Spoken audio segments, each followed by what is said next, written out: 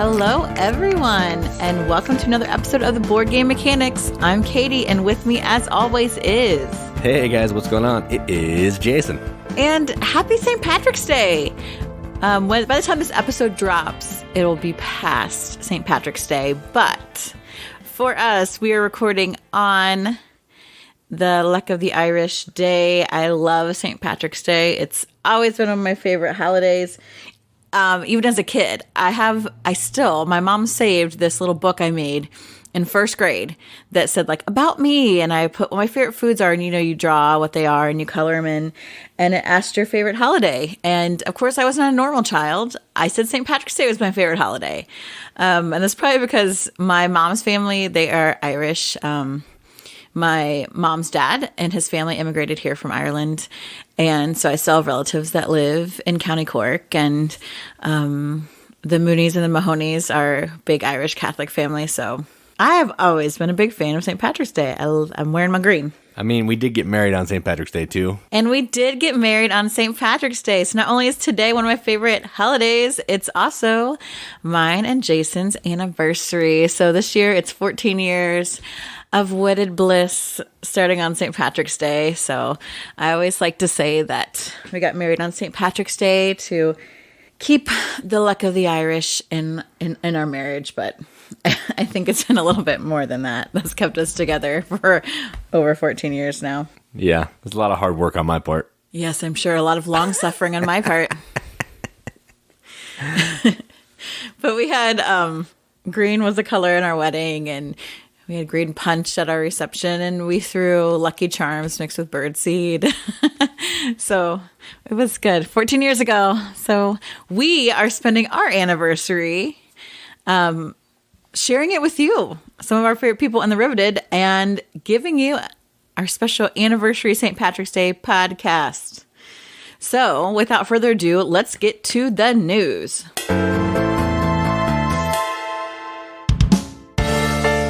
And there is so much. So we have a field correspondent, our fan Zero. He's been sending me all kinds of Kickstarter stuff, and I've been looking at Kickstarter myself. So what I like to do is like just browse through Kickstarter. You know, the mindless scrolling. I'm watching like my Hallmark mystery channel, and I'll be looking through Kickstarter, and like if it catches my eye, I'm like, ooh, like I just put it in my saved area. And then when it comes time for me to get the outline ready for the podcast, I'm like, holy crap, there's so much stuff on here between what I'm getting sent and what I'm looking at. So there's a lot of good stuff on Kickstarter, everybody. So I'm just going to hit 4 things real quick. There's obviously more. So you guys are really great at sharing news on all of our social media outlets. Keep doing that when I miss something, just because there's some good stuff right out there. So first, I want to talk about pretty popular, I'm interested in it somewhat, and that is Everdell has 2 expansions on Kickstarter right now, Everdell New Leaf and Everdell Mistwood, as well as a big box option and like an all-in option. So if you don't even own Everdell, this is another opportunity to get that game. It almost feels like CMON is putting this out with an expansion every 5 minutes. Well, it hasn't been every 5 minutes. Well, okay. They did do a lot of mini expansions. I'm kind of thankful that they put like at least 2 together in this Kickstarter, as opposed to piecemealing them out, a tiny expansion, every other month or something. Yeah, that's true. That is true. So Starling Games, we have Everdell New Leaf, which is a train station in Everdell, so that's cool. And then Mistwood, I don't know that I feel like I like Mistwood because there's like a big spider and spiderlings. But you can play. The cool thing about Mistwood is that you can play that solo or 2-player games, which I think is pretty cool. And then you've got like the whole big box. But New Leaf has like new components. It's got these 4 new sets of worker meeples, which I think are adorable because I love their worker meeples. They've got bees and snails and cats and bats. And you know how I feel about wood meeples. And you've got rabbit travelers, frog ambassadors. So all of these adorable shape things, a little leaf sideboard for your new train station, and obviously more cards, more events, some new forest cards. Then you've got these like cool ticket tiles for your trains and your train cars. Just lots of really neat stuff in that. Mistwood has also 4 new sets of worker meeples. You've got pigs and stoats, which if you've ever read any of the like Redwall series, stoats are bad. Stoats and weasels and foxes. I love Redwall, and that's what Everdell makes you think of every time. They've got pigs, stoats, butterflies, and spiders, which I do not like the spiders. As well as the frogs and rabbits. So then you've got this nightweave, which is the big critter kind of meeple. So that's what you're kind of fighting against. And there's some webs and stuff. And there's some nightweave layer boards. And, different cards. You've got this Cuore and Everdell, who's a new like hero kind of that you're working with. And that's kind of like a new type of mechanic for the game where you can have like this battle. So if you love Everdell, if you love cute anthropomorphic animals, if you love Redwall or Mossflower, you need to look at this. So the Kickstarter has 5 days left by the time this episode drops. So it's coming pretty quick. And it's $60, but you get both expansions. And there's quite a bit in there. It's like 2 kind of big game components. So that is definitely something to look for. The next thing, what do you think about that? Sorry, I just totally skipped over what you may think about it. Yeah, I was going to make some comments. I like Everdell. I haven't played any of the expansions. We don't have any of the expansions, but I think these 2 new expansions are also going to come with a huge table that takes up the size of your room because the board is ginormous. And just playing the base game, when everybody has their 5x3 grid or whatever it is, takes up a lot of table space. So I don't know how you're going to fit it all, but if you like Everdell and you have a huge table, I say go for it. Yeah, it definitely is a lot of real estate, but it looks so cool out there with all these cute little meeple guys. I don't disagree. I mean, there's going to be no animals left here before long too, but there's lots of different variations we can work on. They could give Australian type. So we got kookaburras and koalas and Tasmanian devils. We never got into any of those. So I think that there's all kinds of animals still. Tigers. No, we're running out. Lions, tigers, bears. Oh my. The next item of news I have will take a lot less table space. And this one is just pure on the fact that it's a different theme and I love it so much. And it is called Hometown Holiday. It is a TV romance RPG. So this is like it says it's very beginner friendly kind of role playing game based on cheesy Hallmark holiday movies. And I think that's hilarious. We talked a while ago about another RPG that was based on telenovelas, which I think was, I really wish we got that because that would have been fantastic. But this one is another fun one. I mean, you're in a small town. It's 2 to 5 players, kind of comedy romance. There's one game master. So you can be one of 6 characters that are kind of inspired by all those Hallmark and Netflix, like holiday movies, those tropes. So maybe you run a quaint coffee shop on Main Street, or, you're like this, big town lawyer who has to go back to the small town, or you're like the tough, like city chick that doesn't believe in love or Christmas, all those like tropes.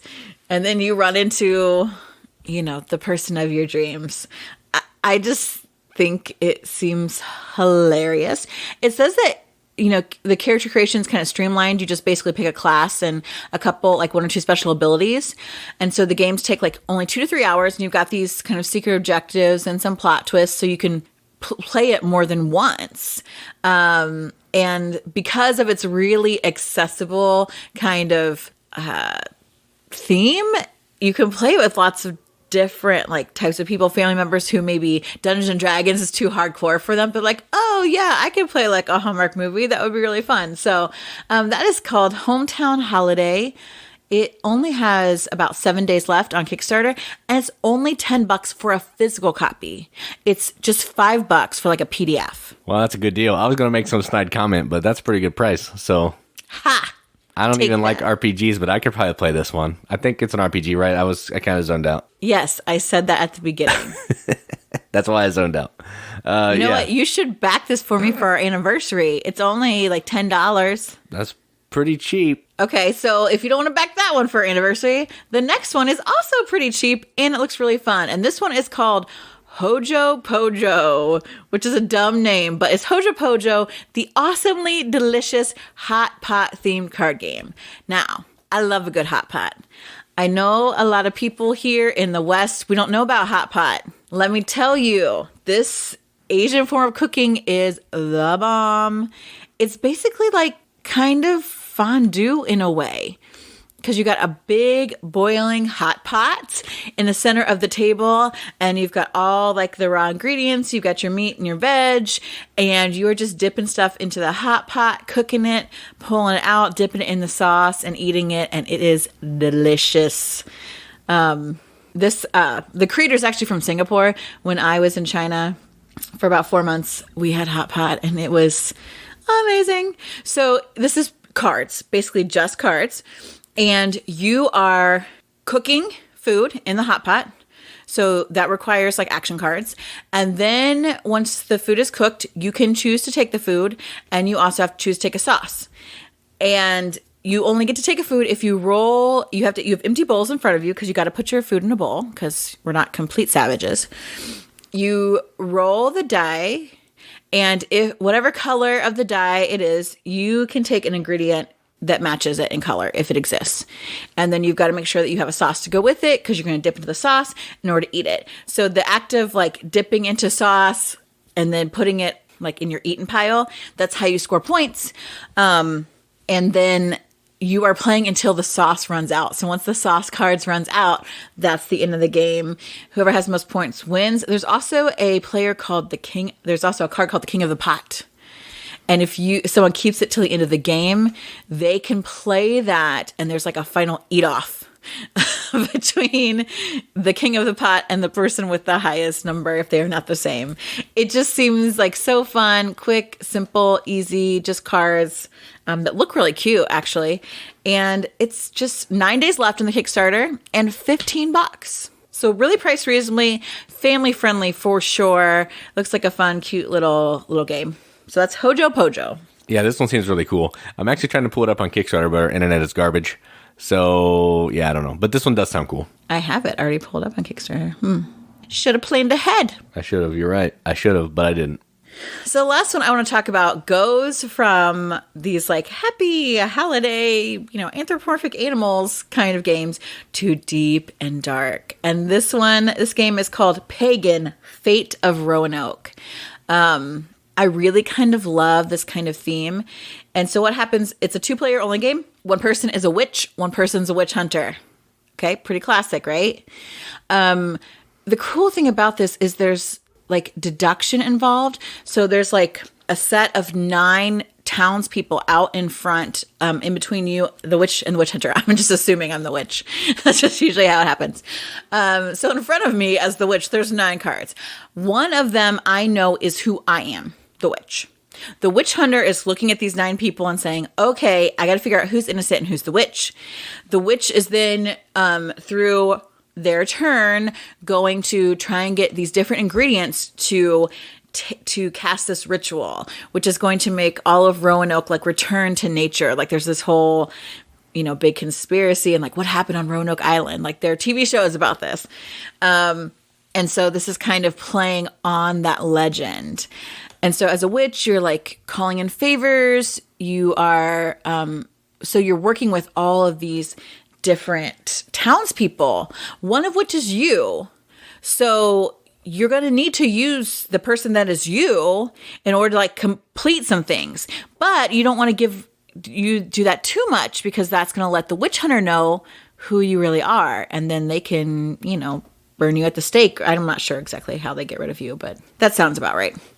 The interesting thing is you each, the witch hunter and the witch each have a different board that they're playing things on. So the witch is like calling in favors. They're strengthening their familiar. They're doing those things kind of out in the open, gathering these potions and things. And they have a deck that has these unique cards that allows him to do these things. The witch hunter is trying to like make allies, find like informants and stuff to help him suss out who the witch really is and not, like attack innocent people and accuse them or drown them or whatever. And they have their own deck that kind of lets them do their own kind of thing. So, which is really cool. There's some similar things that both the witch and the witch hunter do, but then they also have these decks that are kind of specialized to them. And as I was reading, kind of looking through the Kickstarter, I think part of the goals include these extra types of cards that allow you to like customize your deck if you are witch or witch hunter. So the replayability is big on that. You get different villagers that come out because you have more than 9 villagers. So there'll be different villagers that you can use each game. You've got like the ability, if you want to play a more advanced game, to kind of tailor your deck to your play style. I think that just seems really, really dope. The artwork is cool. It's this nice, slightly gothic kind of look to it. This seems really awesome. So, Pagan, Fate of Roanoke, there's 10 days left on the Kickstarter. If you like that kind of cool thing, if you like 2-player games, or if you are just interested in that kind of theme, which is something that I am, it's $48. And you do get a ton of stuff. It's a pretty serious game. So, yeah. That's Pagan, Fate of Roanoke. It seems pretty cool. All I could think of was that Eureka Croatoan thing. Is that Roanoke? Not Eureka. That's Haven. Oh, yeah, Haven. Yeah, whatever. Either way. Croatoa, it's sort of I think that's taken based on that concept. Gotcha. Yeah, that's all I could think of. But yeah, that game sounds kind of cool. Werewolf style type deal. Yes, but with 2 players, which you can't often do. It reminds me in some ways of Lawyer Up with the 2 decks that you've got going, but you add that then to like a deduction piece a little bit if you are the witch hunter, and the witch is all about bluffing, subterfuge, and also set collection. I think there's a lot of cool mechanics in there. So I think that sounds cool. Yeah. Yep, I agree. That is as much of a short news as I could get today. All right, let's move on to some games played. This is my favorite part because I like to play games. And let's get started. So the first game we played is the newest game in the Dark Cities quadrilogy now. I don't know what the word is. From Facade Games, and it is called Bristol 1350. Quartet. Yeah, I guess. Or just series would work too, I guess. But this is the follow-up to Deadwood. That was the last one. They also have Salem and Tortuga. They all have years. I can't remember the years, so sorry. So in Bristol, what you're trying to do, I'm going to try to explain the theme, then Katie can correct. What you're trying to do is you are trying to get in these carts. There are 3 different carts. You're trying to get out of the town of Bristol without catching the plague or without being in the cart with someone who has the plague. Well, they're going to infect you. Yeah, they can infect you. Yeah, so the way that is done is you're going to be getting these symptom cards, which are going to have a value of 1 to 4. And if any point you ever have 6 or more, you have the plague. There are some other things that can offset that, but that's the general rule. And even if you get less than 6, you still have the plague. So it doesn't really matter at that point. And then you're just trying to jockey position in these carts. You're trying to get the first one out without having the plague. Or if everybody has the plague, you want to be the first one out. Because I guess that's the possibility to win too. I don't know, we didn't do that, but you want to just not have the plague and get out.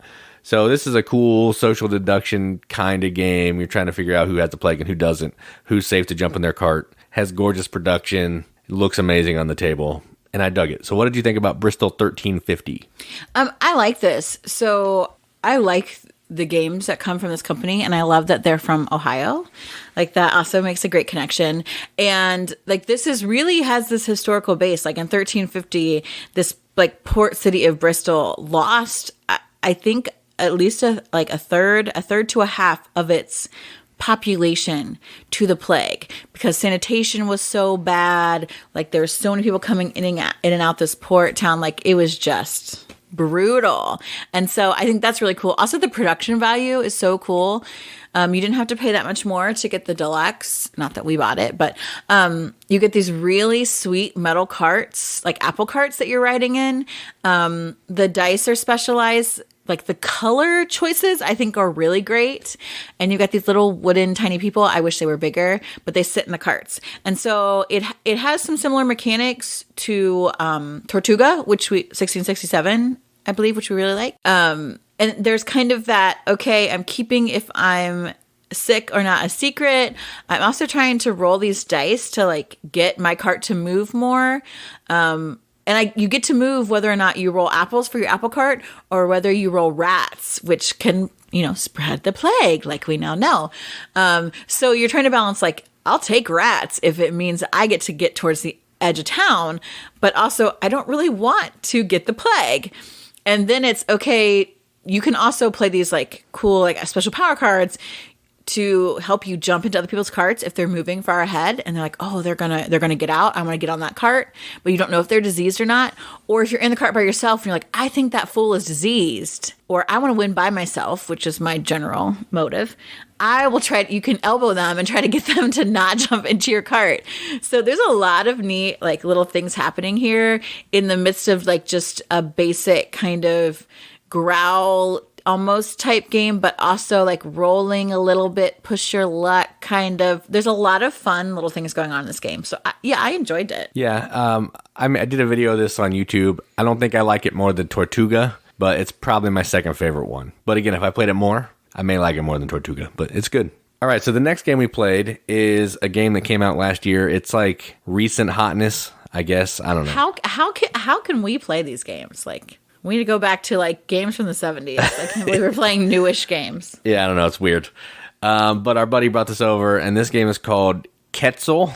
It looks like pretzel, but it has a QU at the beginning. I know pretzel's not spelled with an AL. I understand, but I'm just saying. And this is a game where you're trying to collect different sets of artifacts, like weapons, bowls, headdresses, statues, that type of thing. And you're doing that through some worker placement and bidding at spots, so you can send 3 of a certain type of worker out to try to get some cards, but someone can come and outbid you and you get your workers back. But the interesting thing is, before you start the round, you're rolling all of your meeples, and depending on what side they land on is what action or what power, or I guess where you can go. So there's a white side and a black side. One means archaeologist and one means explorer, I think. I don't know, white and black. And certain spaces only let certain people go to that space. And you also have a big meeple that can be either color. And if when you roll your meeples, they don't land on their backs, they're wild, and you can assign them to whatever color that you want. So there's some cool strategy in that. And yeah, it's just a cool worker placement set collection that I kind of dug, and it looks nice on the table. So what did you think about Quetzal? It wasn't bad. It definitely has the feeling of Stone Age, but without, like, that annoying push your luck rolling kind of mechanism for resources. So you're going to spaces and you're either trying to be the first one there, or you're able to bid at spaces by putting more meeples there than others. So there's that kind of cool, like, ooh, where do I want to go? And then if you get outbid, you get yours back. So then there's kind of a new thought of, okay, I got to change what I was going to do. And not only are you collecting these cards, but you have to place workers in order to be able to sell them, which is how you actually get your points. So there's this fine balance of collecting items, selling them in groups to get the most points.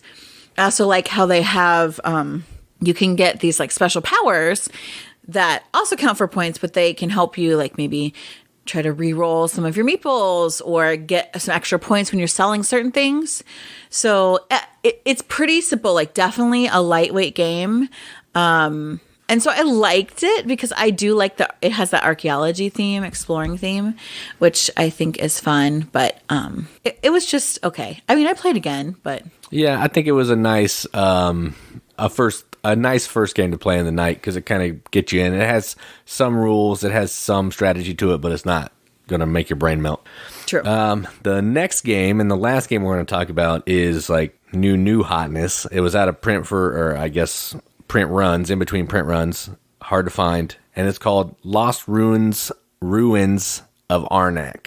And this is from CGE, I think, and I'm not sure. It's something like that. It's from the Czech games. Yeah, okay. Yeah.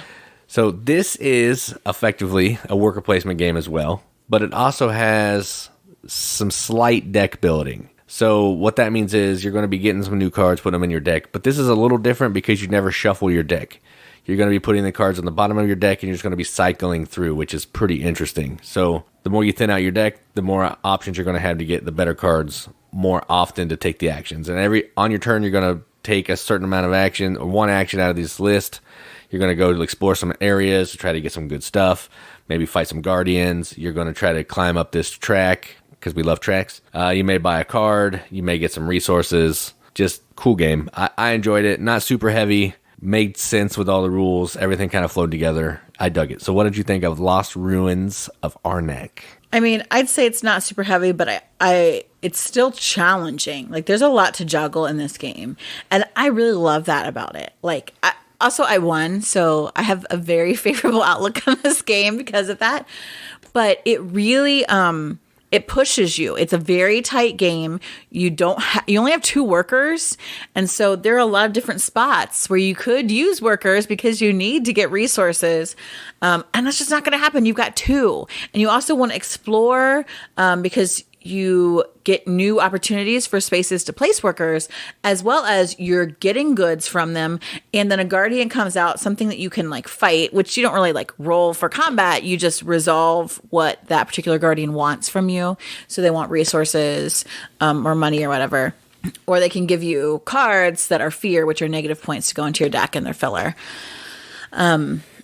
But defeating them gives you points as well. And so there's like this really fine-tuned balance. You want to move up on this track to get more points that way, to get more bonuses, to get things, because it's really difficult to have resources in this game.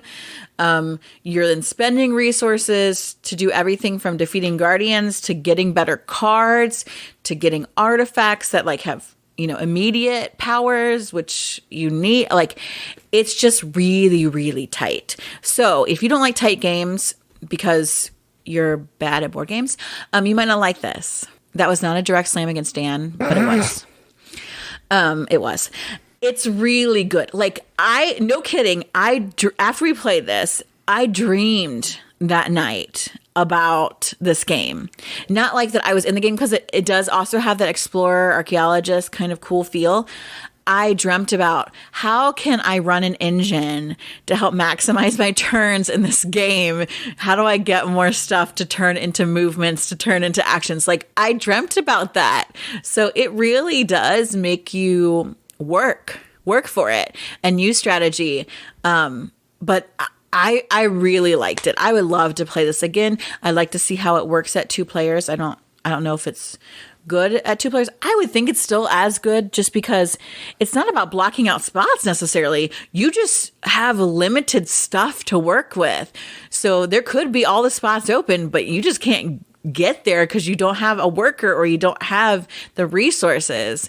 So yeah, I really enjoyed this a lot. Yeah, same. I did like it. It had a lot of buzz, so I'm glad I got to play it, because we love playing the new hotness here, because that's what we do. Right. Yeah.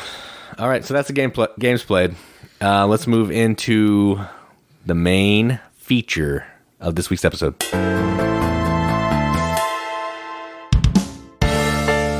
So our feature today, it probably seems like a weird topic to do on St. Patrick's Day. But it's only a weird topic if you're not us who got married on St. Patrick's Day. So we wanted to kind of commemorate our anniversary and talk about games that feature love. And games that are about love and couples and people being together, because Jason and I became one today 14 years ago. Is that a weird segue? I don't know. Yeah, it's a little weird. Let's just breeze over that and keep going.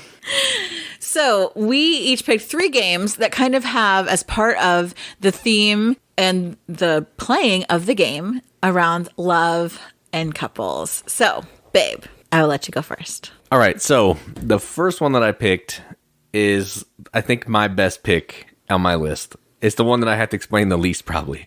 And that game is Tanto Cuore. I forgot to put the other word. Tanto Cuore Winter Romance. So this is the latest version of Tanto Cuore. And the reason that I picked this one is, in this version, you are trying to court or date people so that you can, I don't know if you get married in the game, but you're trying to get in a relationship. So there's a mechanism where I can say, hey, I'm going to try to date another player's card, and then they have to give me their best card, and if they have it, you can get in a relationship and you get some points and stuff. So the whole theme of this one is trying to build up those relationships and score as many points as you can by being in love. So Tanto, Cuore, Winter Romance, my first pick and my best pick. It only goes downhill from here. I love Tanto, Cuore. Everybody knows that. And Winter Romance, it's not you yourself, but since Tanto, Cuore is about maids, the Winter Romance expansion or solo type game iteration includes butlers. So I was all about this because of like gender equality. And then you send people on dates, butlers and maids, butlers and butlers. And by going on dates, then they're earning you points, and those couples are earning you points. And I think the artwork's just good. It's just fun. I like Tanto, Cuore. My first one, I think, is also one of my best ones because it's one that everyone thinks of when you think about a game about love. At least I do, because it's in the title. And that is Love Letter. Love Letter, again, it's that small game with little components, but good, interesting choices and decisions. So this is AEG, right? And this is Kanai, right? Yes, and it was AEG. It's with Z-Man now, but all the popular ones are AEG, yes. We have the AEG version. Yes, we have the AEG version. Yeah. Yeah, Seiji Kanai. Ha! I know both the designer and the publisher. Well, the first publisher. I'm proud of myself. We need to just end the podcast now. Good job. And done. And done. So Love Letter, again, the most basic gameplay. Everyone starts with a card. You draw a card. You play a card. That's it. But where the love, the romance comes in is the whole theme of the game is you are trying to get as close to the princess as you can to deliver your love letter because she needs to know about your undying love for her. And, guards, you start with the guards. They're ones. They're pretty far away from the princess. And then you're going to move closer and closer and closer until you hit the king, the prince, the lady in waiting, and then the princess herself. So again, the gameplay isn't super tied to the theme, but you're trying to get your love letters to the princess, be the last one with the card, or actually holding the princess card. In like the more deluxe version, you get a little heart token. So there signifies love there. So my first choice of love theme games is Love Letter. I really enjoy this game. It's an easy one to teach, easy one to pick up, easy one to carry around. For the longest time, I carried one of the little bags of this in my purse so that at a restaurant or somewhere where you're waiting, it's really easy to pull out this game. Doesn't take a lot of table space, simple to teach. It's really fun. So my first choice, Love Letter. Yep, that's a good pick. We played a lot of this game. It's good. My next pick may be a good pick, but we'll see. And it is a party-ish game, meaning it plays more than 4 people. And it's called Ladies and Gentlemen. So the reason that I picked this, hear me out. In this game, you're playing as a couple. So a man and a woman couple. You don't have to be a man to do the man side or a woman to do the woman side. It doesn't matter. There's a male character and a female character. Each side of the game is going to be doing different things. So the male character is going to be going to work at the stock market or whatever they do to earn money to be able to pay for all the stuff that the woman is doing on her side by collecting clothes and accessories and all that type of thing. And then at the end of each of that, the woman's going to ask her husband to pay for the stuff. If the husband can pay for the stuff, he will. If not, he says some condescending thing, gives the money, gives the clothes back, and moves on. So it could go on layaway. Yeah, that's true. You can put it on layaway too. So I effectively picked this because it's about old-timey married life. So it's not as specifically love, but it has a marriage theme, and I'm going to use that to be the same thing, in my opinion. So my second one, Ladies and Gentlemen. I feel like this is about working together as a couple. And we've played this several times, but Jason and I have always played it together as a couple. And it's funny and silly. And it doesn't matter if you play the ladies' side or the gentleman's side. But I think it's a good pick, babe. I like it. Okay, good. I was worried. So my second pick is a game about marriage. This is more about the hunt for the couple, and really everything it revolves around dating and courtship, and that is Marrying Mr. Darcy. Yes, this is a Pride and Prejudice, obviously themed game, but you are trying to go through this game, attend these parties, work on all of your various talents and aspects in order to find your ideal partner. It may be Darcy, it may be Bingley, it's hopefully not Mr. Collins, but you are trying to make a good match. Mr. Collins needs love too. Well, that's fine. He can find it in, Elizabeth's frumpy friend. Someone else. Someone else, not me. I like this game because I'm a huge Pride and Prejudice fan. There's also an Emma expansion. There is a print and play about zombies, which I think is awesome. And it's just it's playing cards.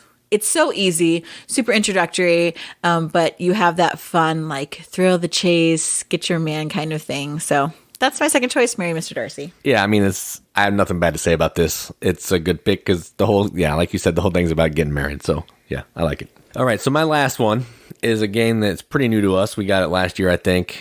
One of the members of the Riveted posted about it and it looked amazing. So I found a copy. And it is called Legacy, The Testament of Duke de Creche, or however you say his name.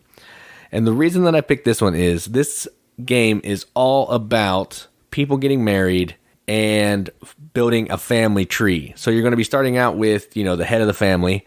They're going to have kids. Those kids are going to have kids, and those kids are going to have kids. So it's just about the whole family getting married, having kids. I guess you could say falling in love. Back then, people didn't really fall in love when they got married, but it has that. Well, they could have. That's true. They could have, but they didn't always. So it has that family building theme that I think kind of goes along with the love theme. So I wanted to pick that because you're building a family, and most of the time that goes in some shape or form with being in love. So Legacy, The Testament of Duke de Creche, my last pick. Yeah, because you find a match for yourself, and then you have children, and then you make matches for them, and then for their children. So yes, it is all about let's build a family. Let's put people together. I mean, some of it is let's marry them for wealth or power, prestige, but hey, you're joining in a union. So my last game probably seems very similar to the game that I picked second, because it definitely has that kind of Regency era, Pride and Prejudice, even to Downton kind of feel, and that is Obsession. So yes, Obsession is in many ways about building up an estate, returning your family to its former place of honor and prestige, as well as money. But the way that you're doing that is by throwing all these parties and things in order to catch the eye of the new people in the neighborhood who are wealthy. And you're hoping by putting on these events that they really like, that they'll really like you, and then join you in that holy bond, and you get their money and their prestige. So it's a beautiful thing. Not only that, as you're working towards, you're having a hunting party, or we're playing whist, and you're getting the servants out, and there's a lot going on in this game, and I love this game, borderline obsessed with this game. And we haven't played obsessed with Obsession. Yes, it was a joke that didn't need to be restated. We haven't played it in a while, and I've been chomping at the bit to play this game because it's so good and so interesting and so many moving parts. But some of those moving parts are about putting the right types of people together at different events. And for whichever family you actually are running, the Wessexes or what are their other names? I can't remember. Yeah, I don't remember. Pembroke, I think. The daughter of that family, she always, she'll give you a bonus if you put her together at an event with an eligible, prestigious young man. So you're also kind of trying to create those little alliances. So there is kind of coupling going on. And ultimately you are trying to secure the favor love, and especially fortune of one of the Fairchild offspring. And that's your whole goal in Obsession. So that's why it's my last pick. Yeah, after you talk to me about it, I think it's a good pick. So yeah, I like that one. I like that. And it's a great game. Why do you doubt me? Like, I know what I'm doing. I know, you're pretty good at this. You're pretty good at the love stuff. You're good at that. I'm good with theme, too. So there are some games that we didn't mention that are probably honorable mentions. Honestly, this was more difficult than I thought it would be. Two of the main games that people always bring up when you talk about love games or couple games are Fog of Love and then They Held Hands. But we have not played either of those games. And I think Jason would probably hate Fog of Love, even though I desperately want to play it. So I think those would have been good picks if we'd actually played them, but we don't talk about games that we haven't played. Well, we try not to. Sometimes we do occasionally, but it's usually a huge mistake. Yes, it's usually a huge mistake, yes. Another game that I played a lot in college is this old game called Compatibility, where you have a partner and like there are cards that are turned out that I don't know if it was phrases or just single words. And you got a hand of cards that are just these different pictures. And you're trying to lay a card that has a picture that represents whatever the topic is or the buzzword is, and match your partner to get points to show that you're compatible.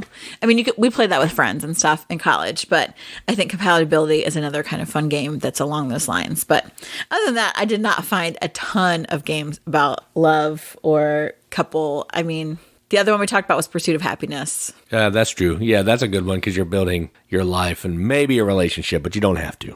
Right. That's the thing is last time I played, I'm like, I didn't get into a relationship till I was like in my 50s or 60s.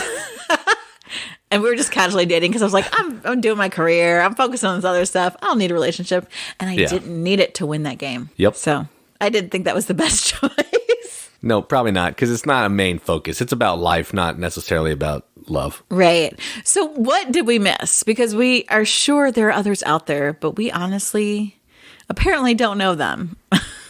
We're too busy playing games about trading in the Mediterranean to play games about love. We love that theme. That could have been on this list because we love the theme. Well, I decided not to go abstract because I wanted to actually stick to the theme because I know how to use theme in my podcast. Yeah, that's true. Oh, look, there's something white here. I bet that's snow. It's a winter themed game. Oh, it's red. There's got to be a heart in there somewhere. Yeah. Oh. So, what are the games that we missed? Tell us. Find us on Facebook. Join our Facebook group, #TheRiveted. So many great people in there that we love interacting with. We've got Instagram. We've got Twitter. And, of course, we have the YouTubes. So like, subscribe, get all your notifications there. Jason's always putting out content. He and I have been talking about how I should probably do a video series, but I don't know what to do it on. So if you've got suggestions for that, please, by all means, let us know. You can slip into our DMs if you want, but not in a weird way. Because we love interacting with you guys and talking with everybody. Yep, I agree with all that. And also check out our friends over at the Board Game Rundown. We like to give them a hard time. Well, mostly Dan. But they're good people. They have a pretty good show. It's not pretty okay, but it's okay. Yeah, and it's not, nobody can be pretty okay. Yeah. Like we can. So check them out on YouTube. They're pretty cool. So yeah. All right. Well, we're going to end the podcast maybe shorter than normal because we have an anniversary to get to. So I hope you all enjoy your St. Patrick's Day. And if you are a couple, we wish that you will be together long and happy, just like we are. Oh, that's so sappy. That was sappy. All right. I've been Katie. And I'm Jason. Keep gaming, everybody. Keep gaming.